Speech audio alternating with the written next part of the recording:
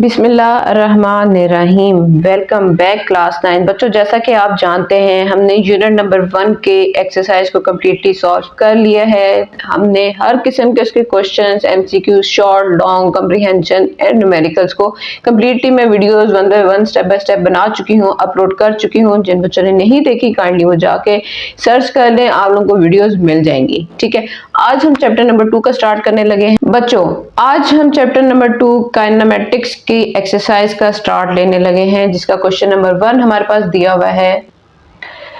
First question multiply choice questions हैं। हमने क्या करना है, एमसीक्यूज को सॉल्व करना है। तो आज की वीडियो में हमने इनके एमसीक्यूज को कम्प्लीटली सॉल्व करना है। Tick the correct answer. The numerical ratio of displacement to distance is. जो हमारे पास न्यूमेरिकल रेशियो दी होती है डिस्प्लेसमेंट की डिस्टेंस तक की, वो क्या कहलाती है, वो क्या होती है? Always less than 1, always greater than 1, equal to 1 और इक्वल टू और लेस देन 1। तो इसका करेक्ट ऑप्शन हमारे पास डी है, इक्वल टू और लेस देन 1, कि उसके बराबर तो होती है पर वो 1 से छोटी होती है। ठीक है।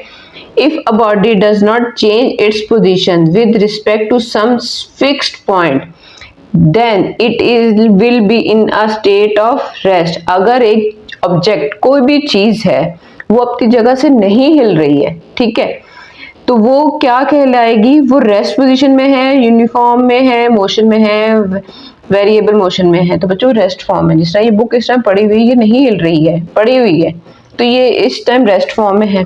कोई बॉल है, अगर आप उसको जब तक पुश नहीं करोगे वो मोशन की फॉर्म में कन्वर्ट नहीं होगी। वो पड़ी हुई चीज तो हमेशा, हर चीज पड़ी हुई क्या होती है? रेस्ट फॉर्म में होती है।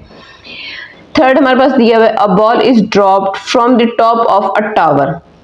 एक बॉल ली है, उसको हमने सबसे ऊंचे टावर से फेंक दिया है, गिरा दिया है। The distance cover by it in the first second is. जब उसको गिराया तो पहले सेकंड में उसका डिस्टेंस कितना कवर उसने किया है? तो बच्चों इसका आंसर हमारे पास 5 मीटर का है, कि जब बॉल को फेंका तो उसने 5 मीटर फर्स्ट सेकंड्स में ले लिया। ठीक है। A body accelerates from rest to velocity of 144 km/h per in seconds. The distance covered by it is।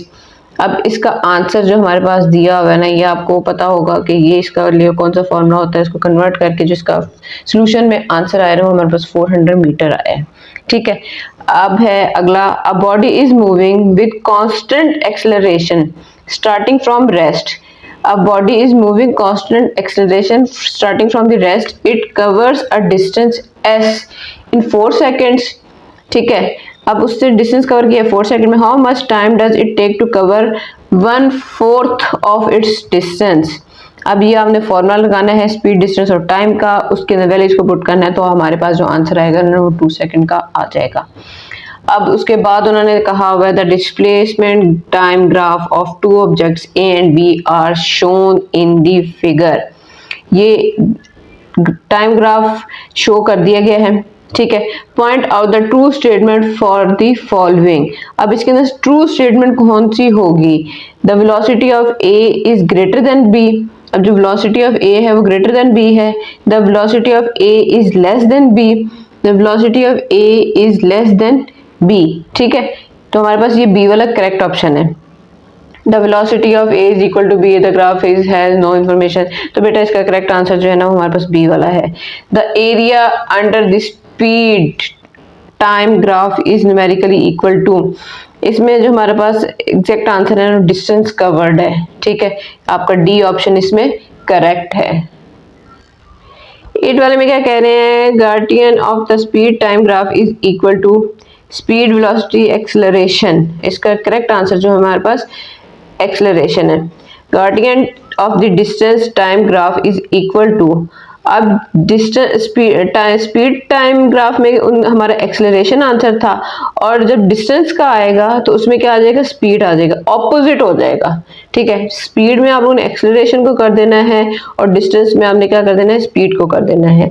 A car accelerates uniformly from 8.5 km/h at time 0 to 113 km/h at t is equal to 9 seconds. Which graph best describe the motion of the car.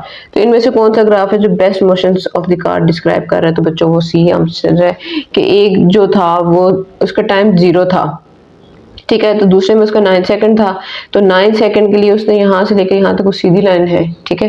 ये तो आपको graph के पता होगा कि ये सीधी line में ही हमारा ग्राफ ड्रॉ होता है जो ऊपर से ड्रॉ हो रहा होता है। तो इसी तरह बच्चों हमारे एमसीक्यूज भी कंप्लीट हो गए। उम्मीद है आपको अच्छे से समझ आ गए होंगे कौन सा आंसर करेक्ट है। आप लोगों ने सिर्फ ध्यान से इनको देखना है, कुछ मुश्किल नहीं। ये चैप्टर बहुत मजे का चैप्टर है, मोस्ट इंपॉर्टेंट चैप्टर है, इसमें से जरूर एमसीक्यूज शॉर्ट क्वेश्चन आंसर्स आते हैं। तो मिलते हैं अपनी अगली वीडियो में, तब तक अपना बहुत ख्याल रखें। चैनल को सब्सक्राइब कर लें अगर आप न्यू हैं, बेल आइकन के बटन को प्रेस कर लें ताकि हर नई आने वाली वीडियो आपको टाइम से मिलती रहे। अब तक खूब ख्याल रखें, तब तक के लिए अल्लाह हाफिज।